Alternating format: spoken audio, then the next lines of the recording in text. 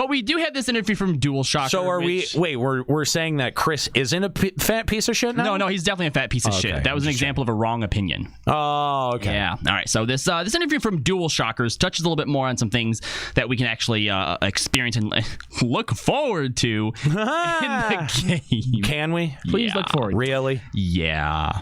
So apparently one of the things that they plan on doing in regards to this whole player housing thing is they are going to come out, I think they said, with like 4 new wards per district, and they plan on keeping a close eye on it. They also mentioned there is no plans for Ishgard housing. Period, guys. None. None? None. Oh. It's not happening. When am I going to get Ishgard housing? It's not happening. But I want Ishgard housing. It's not happening. Every question that we have to ask now from now until the end of time it has to be about Ishgard housing. When is Ishgard housing coming? But we want Ishgard housing. And they said that could be a possibility, but now they're like, no. But we want Ishgard housing. But you know what might be a possibility? That's rude. I think that's rude. Why would you do that to your audience? The like weebs get their stupid housing. Yeah. Hold on. I have something for you guys. Because they also said... housing. They also This is racist. Yeah. Guys, this is white genocide. There is something here for you, okay? I don't know. It's white people that live in Ishgard, right? Yeah. Dualshockers Okay, well, that's white genocide. Well, it's like white. It's like elves. So this is white elf genocide. They're not all white, though. It's just elf genocide. Okay, fine, it's elf genocide. And then it is. It's actually Elvan genocide. Well, there's not black elves in Ishgard. Are you sure? Yeah, all the elves are all different skin colors. Are there any black people in this game? Yeah. There's like barely the dusk Elvons. Oh yeah, that's right. In the forest. Okay, that's not quite the same thing. But no, I don't think we see very many black NPCs. I honestly, I don't. What about those 2 guys that die in the Stormblood campaign? Aw. Why you gotta be racist like that? I'm not racist. Square Enix is racist. I'm not the one. Well, no, I'm saying that Square Enix is racist because they don't know how to program in black people. Yeah, but I'm not racist for this. Okay, I see. But you are racist. Well, let's not get into that. All right, this next one's for Juxta here. They said, are there any plans to further develop the squadron features? Oh, good. Yes, obviously there is. They said that they do want to add more special missions and also open up dungeons, more dungeons to do with your squadron. So stuff that we figured there would be. And I mean, Square Enix does know what a black character looks like because Saz, right? And Saz is actually a decent Barrett. Yeah, Barrett. every black character has a fro. So Heroes in FF8 also. So wait a minute. Why can't I make a black character in FF14? You can. You can. I mean, but you gotta go to such great lengths. There's no default black character. Right. What is up with that?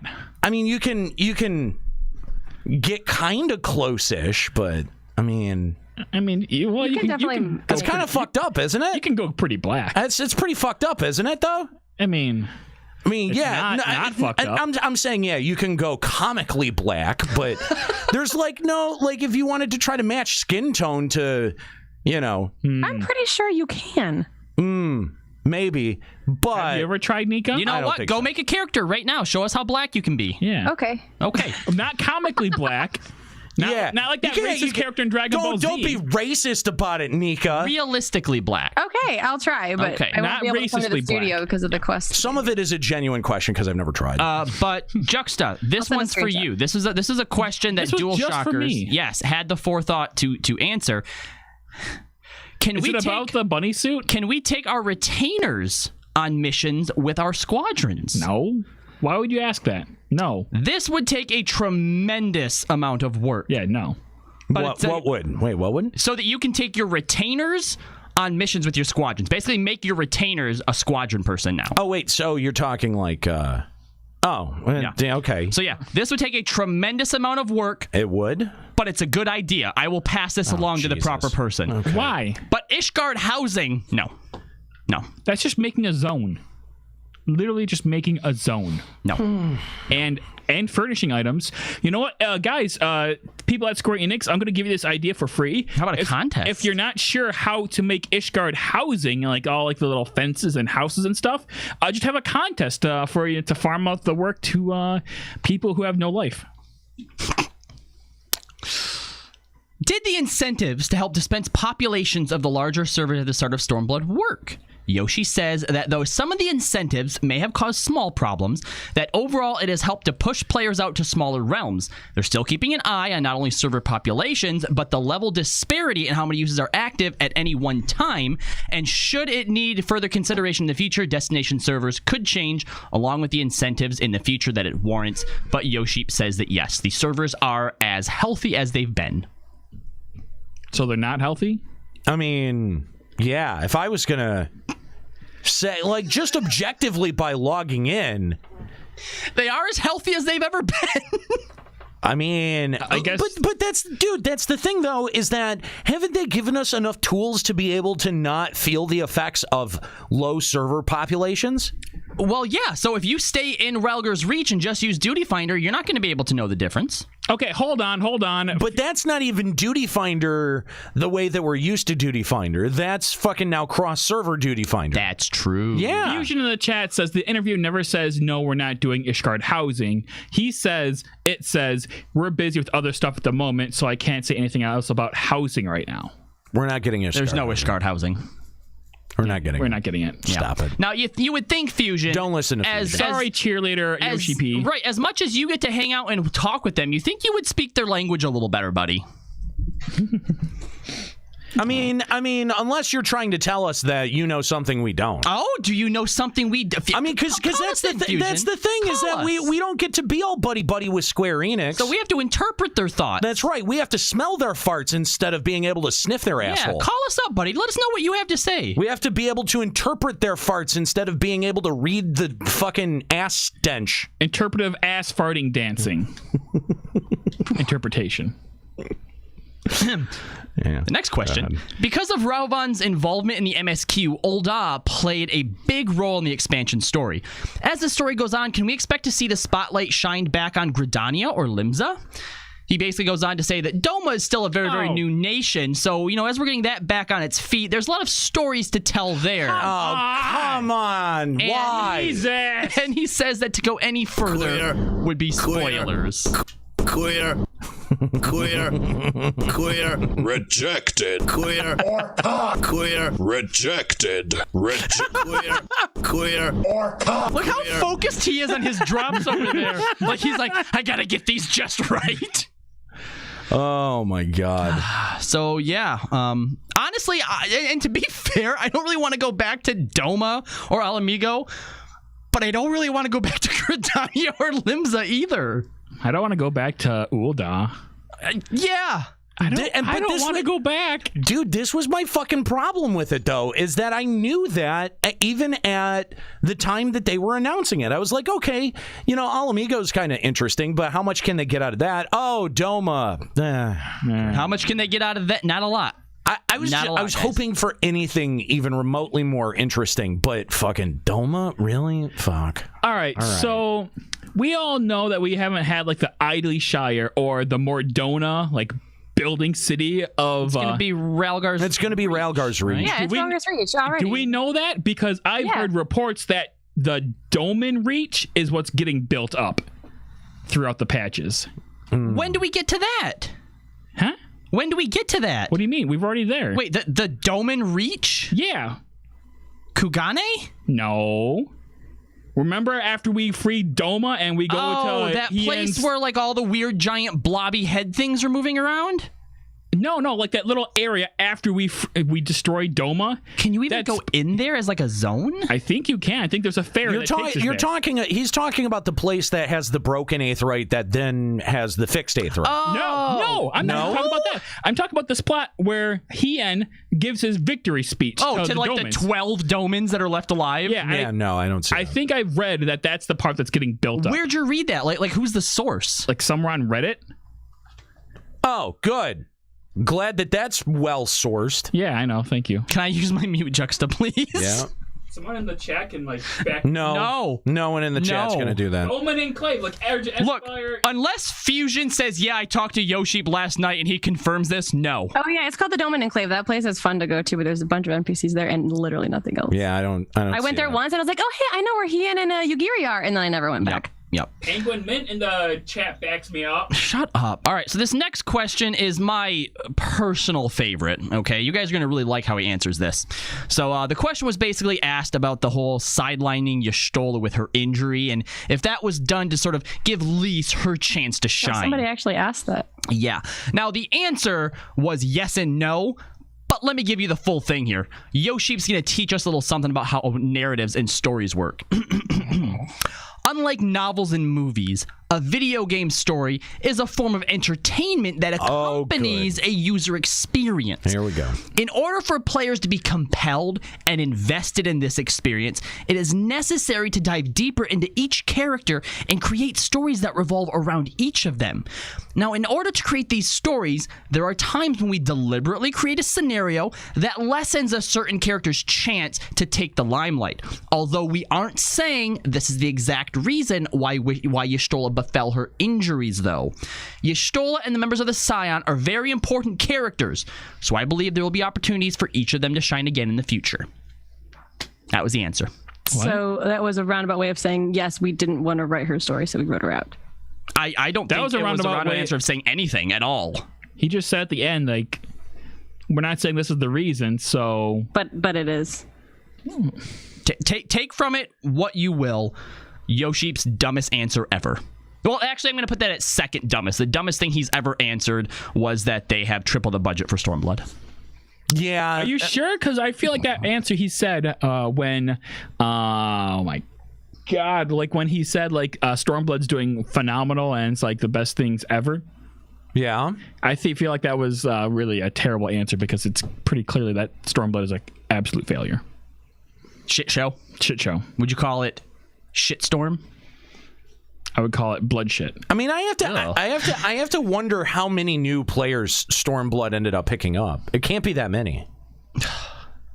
You know, I really wish that they would speak to us in concurrent players as opposed to just total accounts made, which, remember, includes free accounts as well. Yeah. So this next part, oh gosh. Okay. It's about PvP, guys. Oh, good. Do you have any additional plans to improve the playability and popularity of PvP? First of all, he says that the amount of people participating has increased noticeably, and those who previously wouldn't partake are able to get involved as well. Well, that's maybe because there's no longer a bar and there's nothing to lose and only anything to gain, Yoshi P. He says that we're planning to push out 3 major updates in the future. One, it says, is the addition of new types of PvP modes, beginning with the recently released Rival Wings content that came in patch 4.15. We're also planning for an update to the PvP system, another one. We plan to make changes to some rules in line with player feedback we received. The ultimate goal behind these changes is to ramp up for the official tournaments for the Feast. Seriously? They're bringing esports back to FF14, guys. Off. No, they did this at FanFest, and we all thought how cool it was. And then they neutered PvP. Well, yeah, but okay, now is this like actual like interesting Feast tournaments, or is this like random queuing one? This look, this is going to be like when they rebooted the Amazing Spider-Man with Andrew Garfield. They cast a cat as Spider-Man? They might as well have. Yeah, it was pretty bad. Oh. Yeah. it was better than. But is this like 4v4 Feast, or is this solo queue? I would say yeah, if it's a tournament, I'm sure it's like it was at FanFest. Like it has to be 4v4 or 8v8. Yeah. It has to be. Has to be. My question, well, where is the tournament taking place? Who is going to be watching this goddamn nonsense? They haven't said it.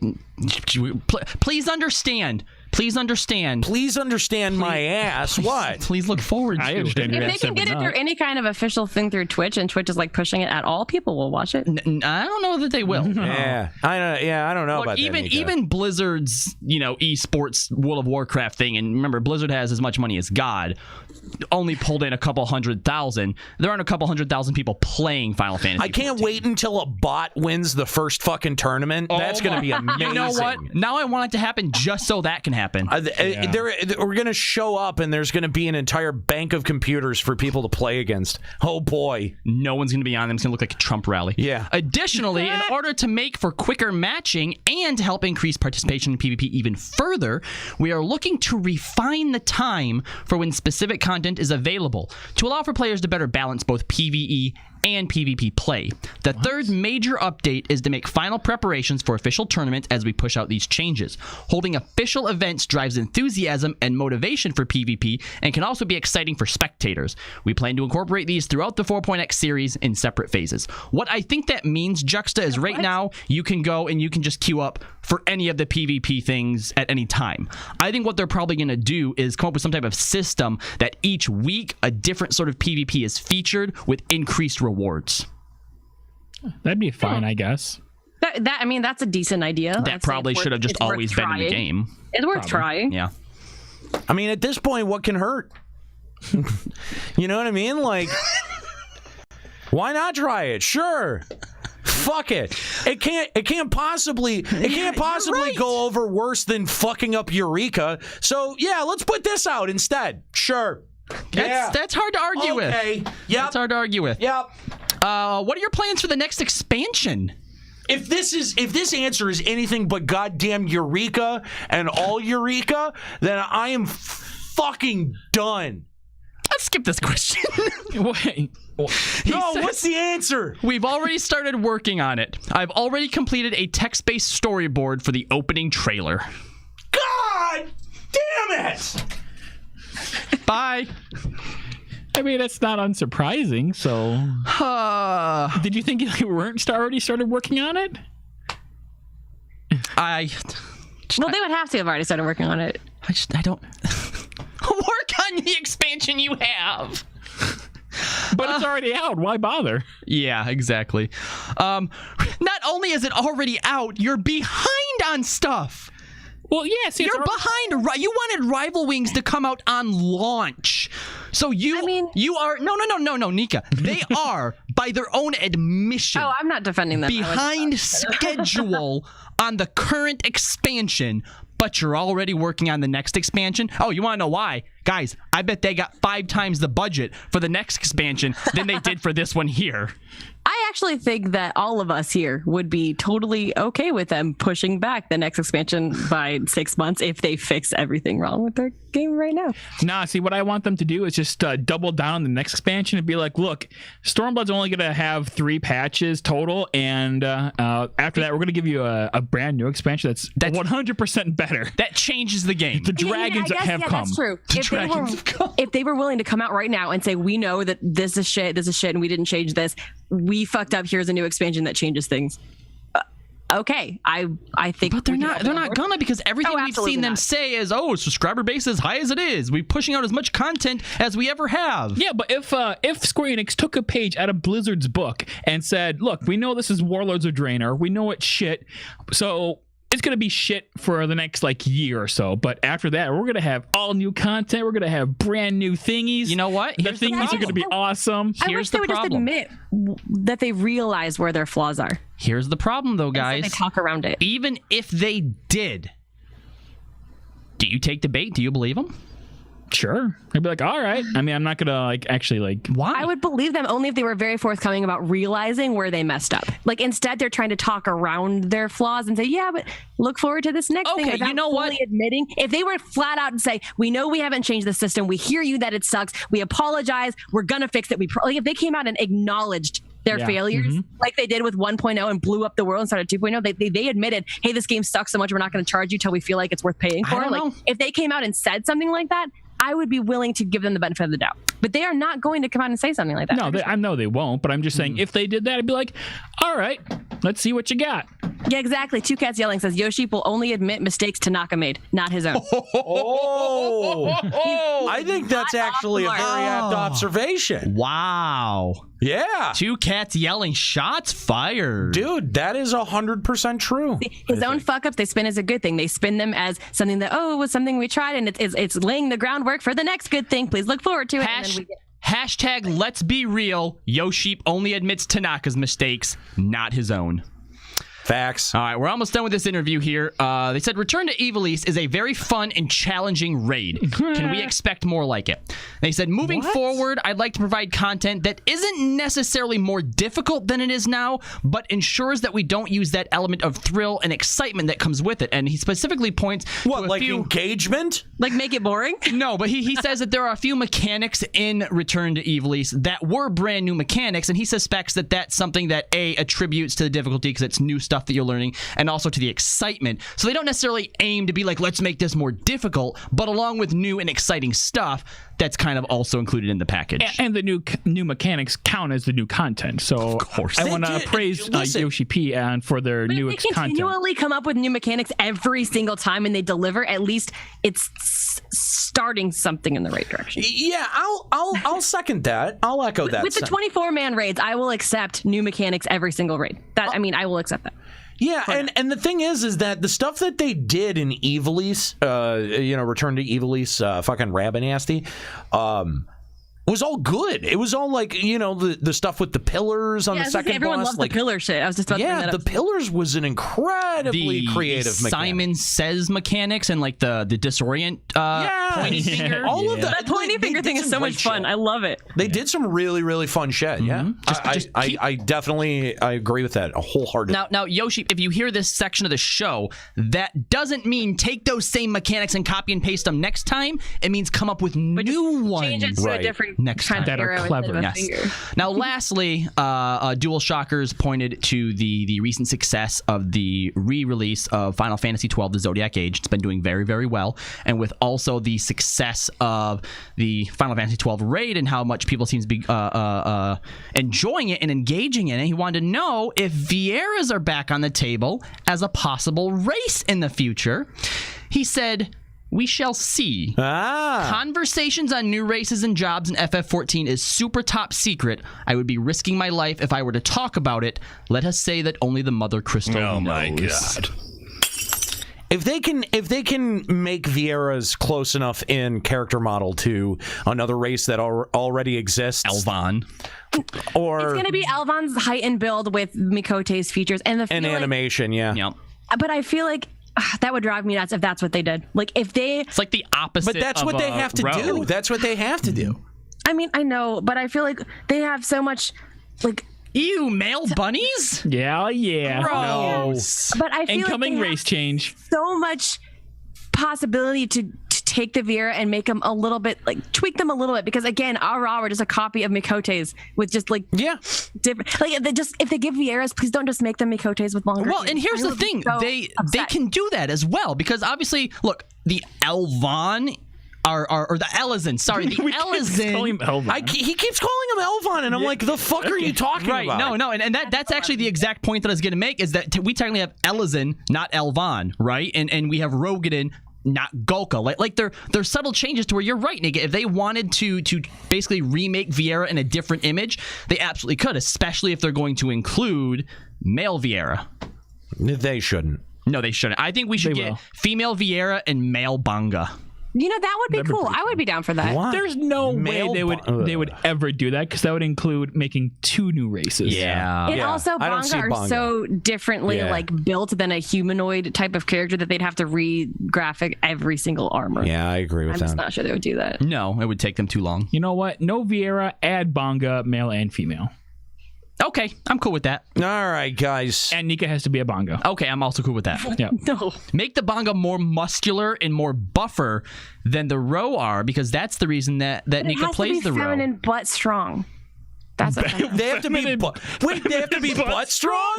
Oh my god. Why do they have to be butt strong? Nika has to This be butt is an, strong. hang on. This is a new Hey, my defining. character has the most toned butt on the sliders. This is but this is a brand new defining feature for Rogadins. Why do Rogadins have to be butt strong? What does that even mean? Does it mean that they can like take a cock in the ass and be okay? They don't, Or they no? don't get Or loose? can they Like lift weights with their butt. Yeah, that's what I was thinking. Is that they clench and are able to lift weights? Yeah, and as a result, they don't gape as easily. Stop talking.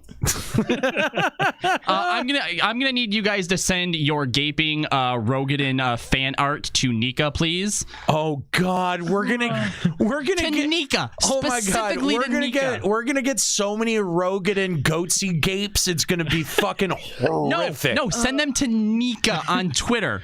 Specifically, no one else, not Limit Break Radio, not Final Encountercast, to Nika. That's LBR Nika. Holy shit! What did we do? You can send them to me too. What did we do? I'll make sure Nika gets them. All right, guys, that's going to be it here for Limit Break Radio today. Thank you so much for joining us. We appreciate it as